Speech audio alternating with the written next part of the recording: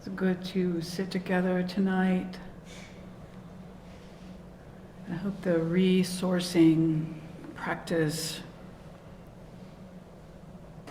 will be a simple tool in your toolkit when you feel especially twitchy before you meditate. What that is pointing to is that we can only set up the conditions to be quiet and to be mindful, and then we surrender. This is a form of intentional surrender. And there's so much about this practice that is countercultural. Surrender is not encouraged, really. But we've got to put down the assumption that progress on this path depends on me and my willingness, like my efforting is going to get me there, because that backfires. It does not work with meditation and mindfulness. So surrender, relaxed awareness, and the training in letting go are the guidepost for us here. And it's interesting that this is challenging. In this particular culture, it's very challenging. Not in every culture, but definitely in the United States. So we've become, as students of the teachings of the Buddha, we've become good students of our own anxiety, our own cravings, and our own shortcomings as well as our strengths. And hopefully we're beginning to understand them in a way that brings compassion and some measure of equanimity as we kind of stumble along this path together, sometimes doing quite well, sometimes not so much. So I feel that a lot of times during the day, there's an undercurrent of not feeling quite happy enough. You know? Not quite. It's just not quite enough. And so I think one thing this path teaches us is it is enough. Just it's very smart to practice going with what is instead of constantly wanting it to be a little bit more or a little bit less. Just go with what is, right? Good enough. It's what we've got. So this is, I think, a profound truth and is another countercultural thing, because we're trained to get more, usually, or if it's unpleasant, to get less. So it's rarely fine or wonderful exactly as it is.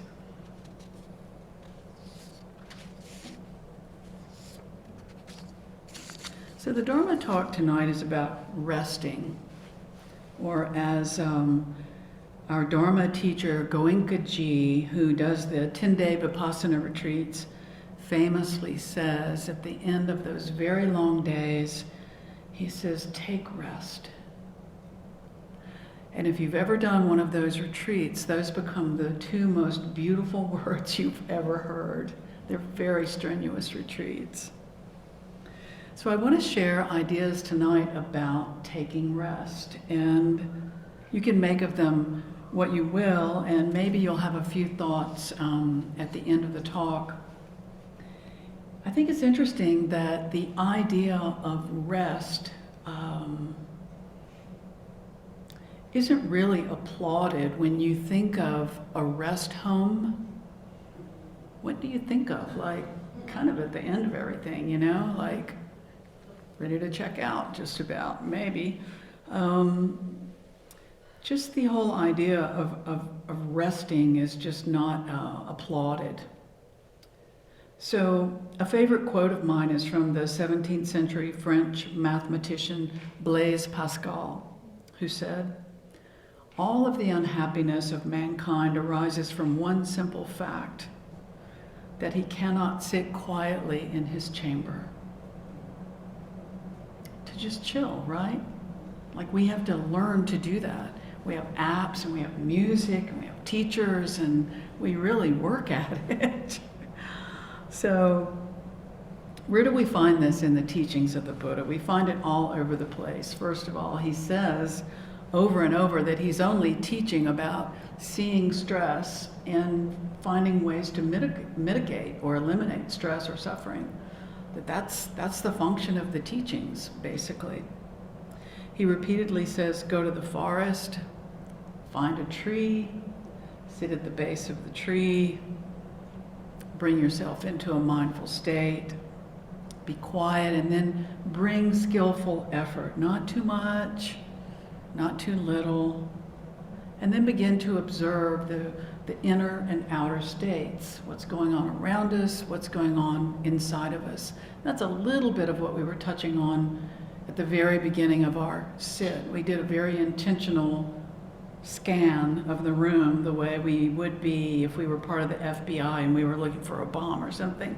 So it sends a subtle message to just notice where you are, notice everything about it. Before you close your eyes, even if you're sitting in your room at home, this is helpful to do.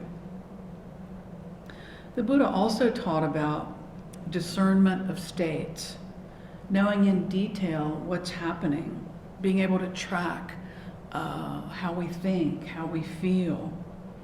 And this is how we move out of delusional states, stinking thinking, and how we notice we can really ramp up about some things and just get caught, get hooked.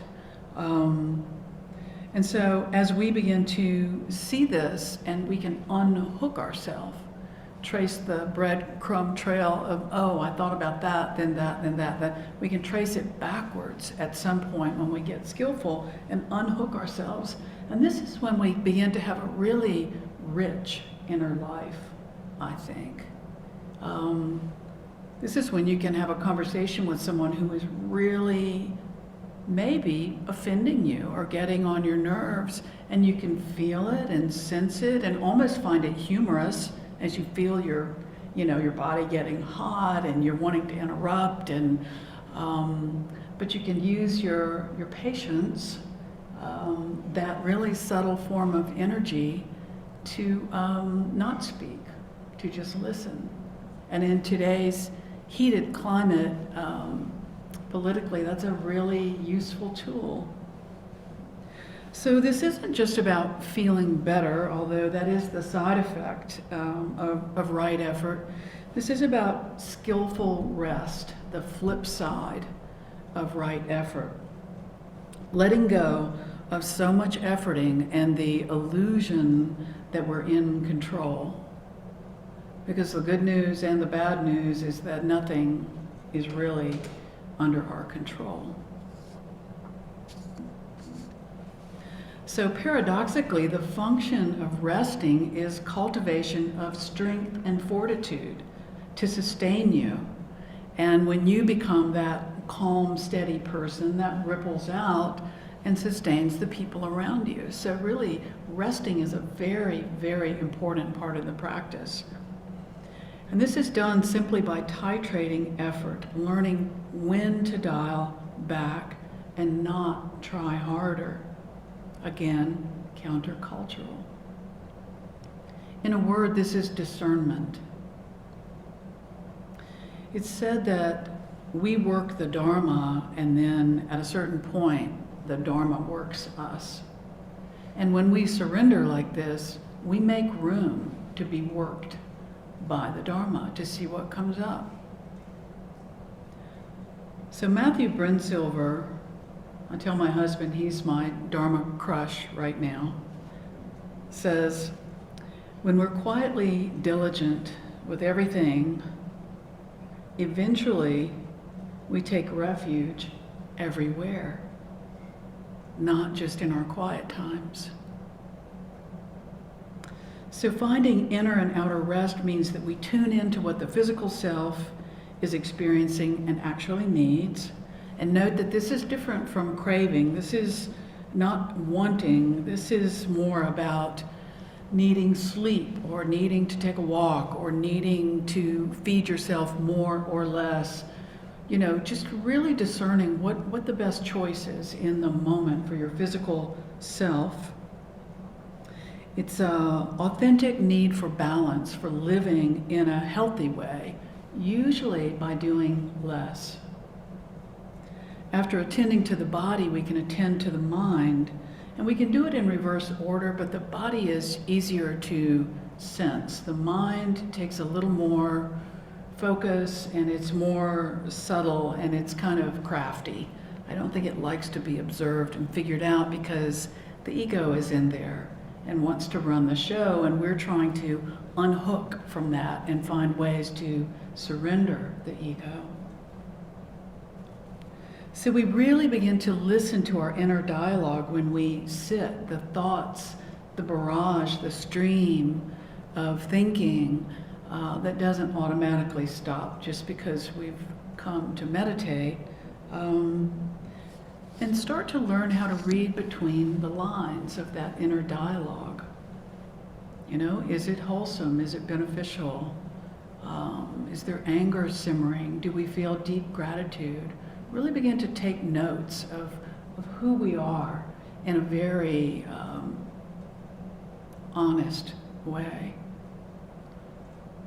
There's a saying that's common for meditators: may I meet this moment fully, may I meet it as a friend.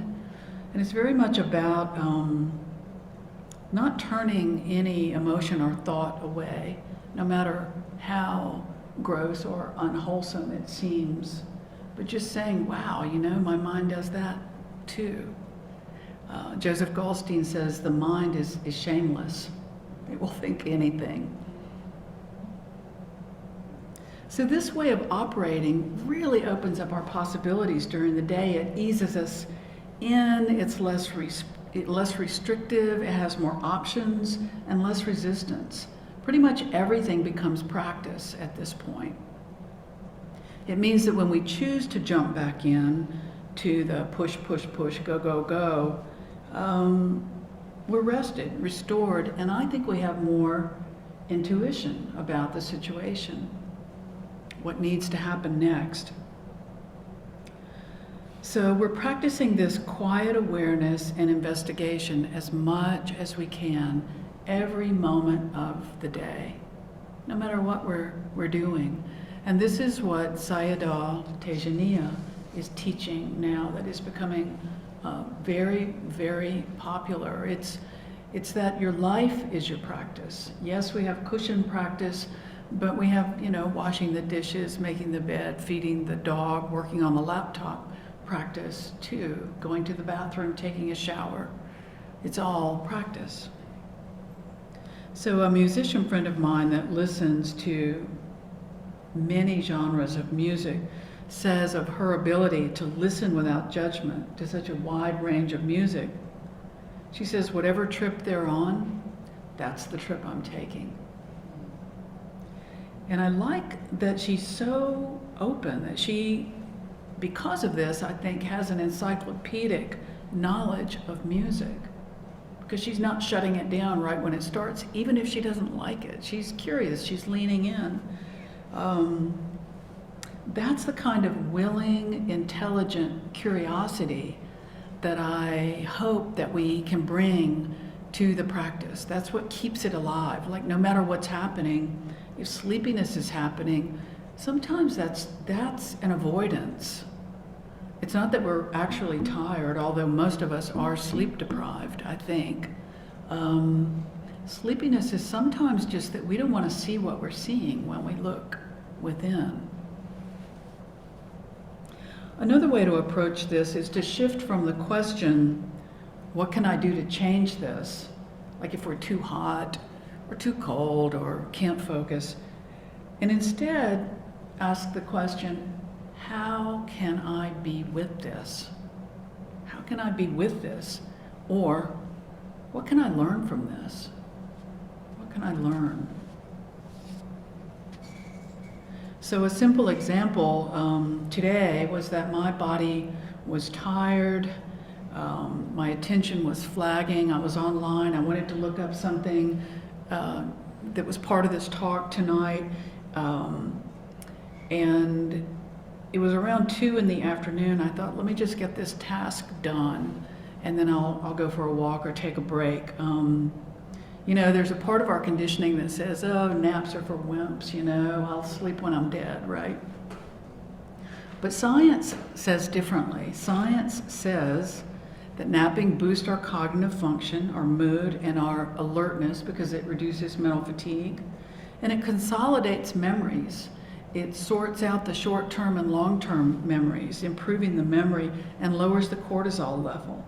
So a 10 to 30-minute nap every day restores wakefulness without causing us to not be able to sleep at night.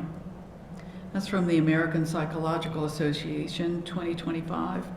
And then from the National Sleep Foundation, I learned, and this made me smile, the circadian rhythm has a dip about 12 hours from your deepest point of sleep, which is about 2 or 3 o'clock in the morning for most of us.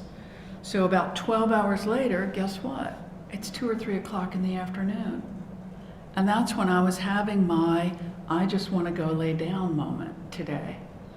So that made me smile because it made everything kind of be right on time, you know? So that's the ideal time to nap, is between 2 or 3 in the afternoon. So if napping is not for you, there is a middle way. Again, just get up, drink some water, look out the window, take a walk, just do something different that snaps you out of distraction and grogginess and allows you to take a mindful rest. It feels like a sweet little kiss on the forehead. It's very, very nice gift to yourself. So the context behind this is to make sure that you're getting at least 7 hours of sleep a night, preferably 8 or even 9, which people scoff at that. Oh, I can get by on 5. Well, they say that that leads to cognitive dysfunction in your later years. So anyway, just read the science. The mind needs rest as much or more than the body. So I've been lucky enough to work at 2 design offices that had a nap room. And I made use of that perk, and it increased my morale, and I would always come back to the laptop or the conference room ready to go, feeling a lot better after about 20 minutes. If we can care for ourselves in this simple, consistent way, the payoff is large. Plus, this trains us in compassion because we're actually being compassionate with ourselves. It's okay to be tired. It's okay to lay down. We don't have to figure everything out and be there for everybody all the time. When we increase our capacity for compassion for ourselves, it increases our capacity to be kind to others. It helps us also know the subtle difference between wallowing in some form of laziness, which that's okay too at certain times, and simply giving ourselves these bite-sized gifts of compassionate, quiet rest. So inner and outer rest, distinctions here, and this is the goal. And I'll close with a couple quotes. With all this socially engaged work, first you must learn what the Buddha learned, to still the mind, to allow the mind to become still. And then you don't take action, action takes you. This is a doctor that lives in Sri Lanka, Dr. Ayaratne, I think is how you pronounce that. And then once that train is on the track and picking up speed, we know that it's hard to titrate the mind back down to a serene state. So when we're wanting to quietly set the intention, we can whisper to ourselves, take rest. Take rest. And those of us who have done that grueling Vipassana retreat will actually hear those words from the Goenkaji teacher. He has a very gravelly, unforgettable voice. And we'll notice how much momentum the day has brought to us when we bring that intention.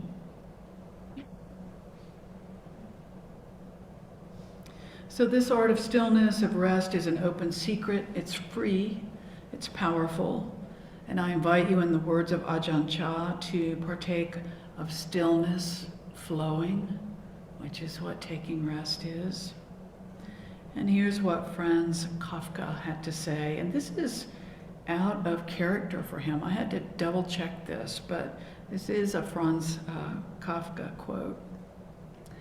"You do not need to leave your room. Remain sitting at your table and listen. Do not even listen, simply wait and be quiet, still and solitary. The world will freely offer itself to you to be unmasked. It has no choice. It will roll in ecstasy at your feet."